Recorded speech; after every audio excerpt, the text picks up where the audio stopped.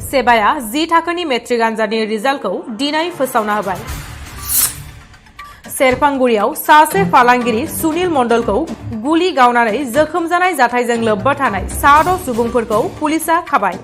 हमजानाय 6 दायनिगिरिफोरा कक्राझारनि मडेलार नबनीता बत्रा बर्मन, बिनि फिसाय बिकास बत्रा बर्मन आरो KLOनि सोद्रोमाफोर कक्राझार नाराबारिनि गौरी चन्द्र राय, सरायखलानि निर्मल दास, कसुगावनि मृदुल रय आरो नाराबारिनि उत्तम रय होननानै मोनथिनाय जादों। SI जन्मनि राभाखौ नगाव पुलिस बिबानगिरिया मोनसे बिथोननि गेजेरजों साख्रिनिफ्राय होखारबाय।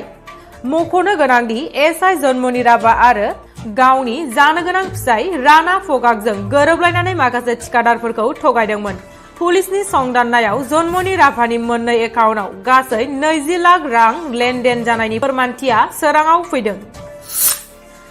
BPFआ सरकार दाफिनगोन बुंनाय समावनो BPF हान्जानि नेहाथारि प्रबिन बर'आ बिबान नागारनायखौ लानानै खौरांगिरिनि सोंथियाव हाग्रामा महिलारिया बुंथियो। सोर प्रबिन बर'? प्रबिन बर'खौ आं सिनाया।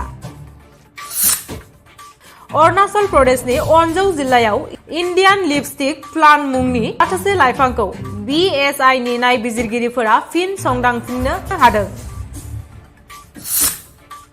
फैगौ 22 जुन खालारनिफ्राय 22 जुन खालारसिम सानब्रैनि हाबाफारि लानानै कामाख्या मन्दिराव अम्बुबासि मेला खुंगोन। मिरु एबसुआ चिरां जिल्लानि बिजनी महकुमानि सिङाव थानाय 2 नं फरायसालि गुदि फरायसालियाव फरायसालिखौ साखोन-सिखोन लाखिनायजों लोगोसे सरकारि फोरोंगिरि थिसनजासिम सासे बर' बिजोंनि फोरोंगिरि थिसनदों।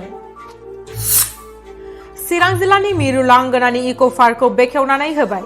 बे बेखेवनाय हाबाफारियाव चिरां जिल्ला बेंगिरिनि नरेन्द्र कुमार साहायाबो बाहागो लायो।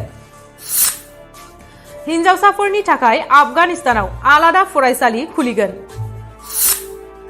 नोंथांमोना सानफ्रोमबोनि खौरांखौ मोननो थाखाय रिलाइभ निउज 24 बड' इउटुब चेनेलखौ साबस्क्राइब खालामनायजों लोगोसे फेसबुक पेजखौ फल' खालामनानै लाइक शेयार खालामनो दाबाव। गोजोन्थों।